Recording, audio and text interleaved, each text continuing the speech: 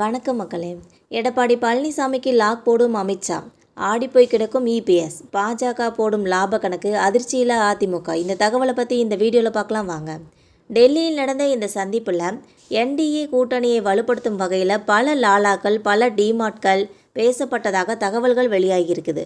முதலில் பிரிந்துவிட்ட அதிமுக தலைவர்களை டிடிவி தினகரன், பன்னீர்செல்வம் போன்றவர்களை மீண்டும் என்டிஏ கூட்டணியில் இணைக்க வேண்டும் என அமித்ஷா பரிந்துரைக்கிறார். ஆனால் இதற்கு எடப்பாடி பழனிசாமி அவர்கள் எதிர்ப்பு தெரிவிக்கிறார். அவர்கள் மீது துரோகம் செய்தவர்கள் என்று நான் மக்களிடம் பேசியிருக்கிறேன். இப்போது அவர்களை கூட்டணியில் சேர்த்தால் அவர்களுக்காக நான் எப்படி வாக்கு கேட்பது என்று இபிஎஸ் வாதிட்டதாக கூறப்படுகிறது. இதற்கு பதிலாக அமித்ஷா, அனைவரும் ஒன்று சேராமல் முழு வெற்றி சாத்தியமில்லை. பிஜேபி கோட்டாவின் மூலம் அவர்களுக்கு சீட்டுகளை ஒதுக்கலாம். அதிமுகவுக்கு தனியாக சீட்டுகள் உண்டு, அதில் நீங்கள் போட்டியிடலாம் என்று லாக் வைத்திருக்கிறாங்க. ஆனால் அதிரடியான அரசியல் பந்து வீச்சு அடுத்ததாக வந்தது. இப்படி ஒருங்கிணைந்த கூட்டணி வந்தால் இபிஎஸ் முதலமைச்சர் வேட்பாளர் ஆகக்கூடாது, இல்லையெனில் தினகரன் வரமாட்டார். இதை ஏற்கிறீர்களா என்று அமித்ஷாவின் கேள்விதான் இபிஎஸ் அணியை அதிர்ச்சிக்குள்ளாக்கியதாக தகவல்கள் வெளியாகியுள்ளன. இந்த பேச்சுவார்த்தையில் எந்த தெளிவான முடிவும் எடுக்கப்படவில்லை. பின்னால் பார்த்துக்கொள்கிறோம் என சொல்லி அனுப்பிவிட்டதாக கூறப்படுகிறது. ஆனால் பாஜகவின் கணக்கு மிக தெளிவாக இருக்கிறது.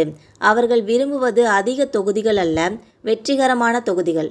உதாரணமாக 50 சீட்டு கொடுத்து அதில் தோல்வி அடைவதை விட 30 சீட்டுகளை கொடுத்தாலும் அதில் பெரும்பான்மையை கைப்பற்ற வேண்டும் என்பதே பாஜகவின் திட்டம்.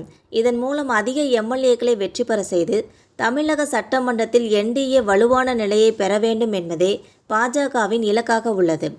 ஒருவேளை தொங்கு சட்டமன்றம் என்ற சூழ்நிலை வந்தால் அதிமுக அரசு அமைத்தாலும் அதில் பாஜகவுக்கு அமைச்சரவை பங்கு கிடைக்க வேண்டும் என்பதே அவர்களின் பிளான். இல்லையெனில் வலுவான எதிர்க்கட்சியாக இருந்தாலும் அதனை என்டிஏவின் வெற்றி என மக்களிடம் முன்வைக்க முடியும். நீண்ட கணக்கில் பாஜகவின் நோக்கம் தெளிவாக இருக்கிறது.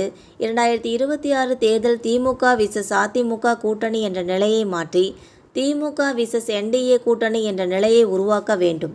இதன் மூலம் 2029, 2031 தேர்தல்களிலும் நேரடி போட்டியாக திமுகவும் பாஜகவுமே தமிழ்நாட்டில் மோத வேண்டும் என்பதே கமலாய வட்டாரத்தின் நீண்டகால அரசியல் கணக்கு என்பது தெரிய வருகிறது.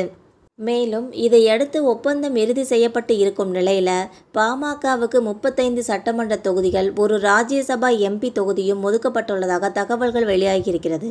கடந்த தேர்தலில் பாமக 23 தொகுதிகளில் போட்டியிட்ட நிலையில் இந்த முறை கூடுதல் தொகுதிகளை பெற்றுள்ளதாக பாமக ஆதரவாளர்கள் மகிழ்ச்சி அடைந்துள்ளனர். வட மாநிலங்களிலும் மேற்கு மாவட்டங்களிலும் தங்களுக்கான வாய்ப்பை உறுதி செய்ய தலைமையை தொடர்பு கொண்டு வருகின்றன என்பது குறிப்பிடத்தக்கது. விரைவில் அதிமுக பாமக தொடர்பான அதிகாரப்பூர்வ அறிவிப்பு வெளியாகும் என சொல்லப்படுகிறது. இந்த வீடியோ உங்களுக்கு பிடிச்சிருந்தா மறக்காமல் சப்ஸ்கிரைப் பண்ணி பெல் ஐகானை கிளிக் பண்ணி வச்சுக்கோங்க. அப்போ தான் டெய்லி வீடியோஸ் உடனுக்குடன் வந்து சேரும். தேங்க்யூ.